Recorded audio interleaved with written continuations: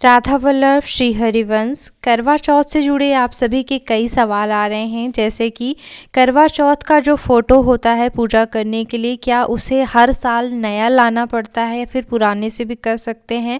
चलनी हम पुराने से भी जो है कर सकते हैं, फिर हर साल नई बदलनी पड़ती है।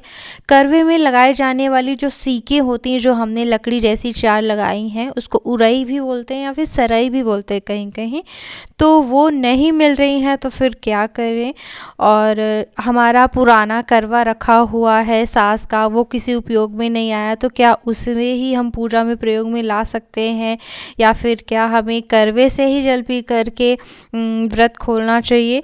ऐसे ही करवे से संबंधित, करवा चौथ से संबंधित सभी सवालों के जवाब आज के इस वीडियो में देने जा रही हूँ। सबसे पहला सवाल कि क्या करवा चौथ की फ़ोटो हर साल नई लेनी पड़ती है। तो बिल्कुल ऐसा नहीं है, आप पुरानी फ़ोटो से भी पूजा कर सकते हैं, अगर आपकी वो कटी फटी नहीं है तब। ठीक है, अच्छी फ़ोटो है तो आप उसी से पूजा कर सकते हैं। बस आपको पूजा से पहले आवाहन करना होता है, यानी कि चौथ माता को बुलाना होता है कि हे माता आइए, यहाँ पधारिए, फिर पूजा करिएगा। ठीक है। अब दूसरी चीज़ है कि चलनी क्या हमें हर साल नई लेनी चाहिए। तो नहीं, आप पुरानी चलनी से भी कर सकते हैं, लेकिन जो आप आटा चालने के लिए चलनी का प्रयोग करते हैं उससे नहीं करना है। अगर आपकी कोई ऐसी चलनी है जिसे आप केवल व्रत में ही उपयोग करती हैं, तो फिर आप उसे कई सालों तक उपयोग कर सकते हैं। लेकिन अगर आपने उसे आटे चालने के लिए जो है उपयोग में लिया है, आटा चालने को, तो फिर आप उसको उपयोग में पूजा में नहीं लाएंगे।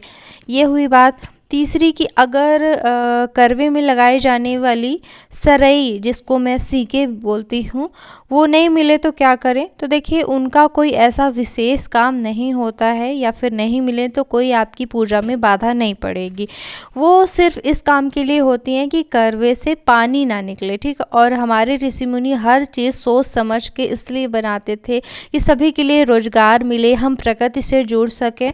तो इसी दृष्टि से जो है सीख का महत्व है। बाकी करवे में जो छेद होता है वहाँ से पानी ना निकले, इसीलिए 4 सीकें लगाई जाती है, मुंह बंद किया जाता है। तो उनके बदले आप जो है नहीं मिल रही हैं तो रुई, एक अच्छी शुद्ध लकड़ी ले लें, कोई अगरबत्ती वगैरह की, और उसमें रुई लगा करके फिर जो है वो आप छेद बंद कर सकते हैं, और पूजा करते समय, अर्घ देते समय उसको निकाल के रख दीजिए।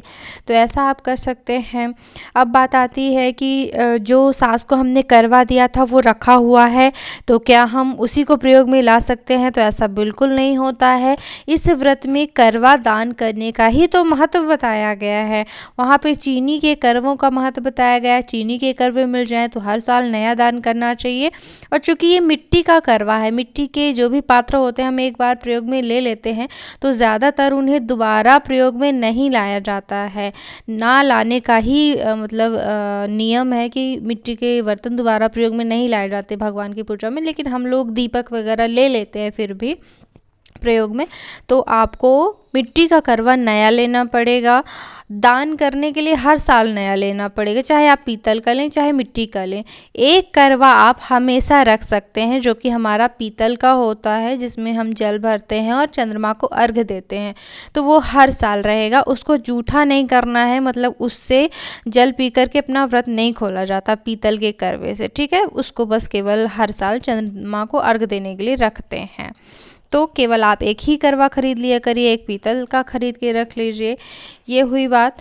अब पुराने करवे का क्या करना है। तो जो सासू माँ का होता है, तो आप जो है उसमें गमला वगैरह बना लें, या फिर सासू माँ जो है वो सजा के रख सकती हैं, या फिर कोई भी डेकोरेशन के अलावा जो है, और नहीं ज़्यादा काम में आ रहा है, आपको बहुत ज़्यादा भीड़ लग रही, कई साल से जुड़ते हो गए, तो फिर आप जो है उन्हें विसर्जित भी कर सकते हैं। सासू माँ करें, आप ना करें, वो सासू माँ जाने कि वो क्या करती हैं, तो जल में भी विसर्जित किए जा सकते हैं। ठीक है। पहले के ज़माने में मिट्टी की चीज़ों का बहुत ज़्यादा महत्व होता था पानी वगैरह पीने के लिए, तो उसी दृष्टि से जो है दान करने के लिए बताया जाता था। तो और चीनी के करवों का विशेष महत्व बताया गया। अब ना तो पानी पी सकते हैं उस तरह के करवे में, ना कुछ, तो आप विसर्जित भी कर सकते हैं। वैसे घर के डेकोरेशन में या फिर छोटे छोटे फूल वगैरह लगा लिए, तो ऐसे आप उनको उपयोग कर सकते हैं। कुछ और प्रश्न आए थे कि जो हम रोज की पूजा में सिंदूर, कुमकुम इत्यादि उपयोग करते हैं तो वो करवा चौथ की पूजा में उपयोग कर सकते हैं या नहीं। तो बिल्कुल जो पूजा में आप उपयोग में लाते हैं घर के मंदिर में, उसका उपयोग आप करवा चौथ की पूजा में भी कर सकते हैं।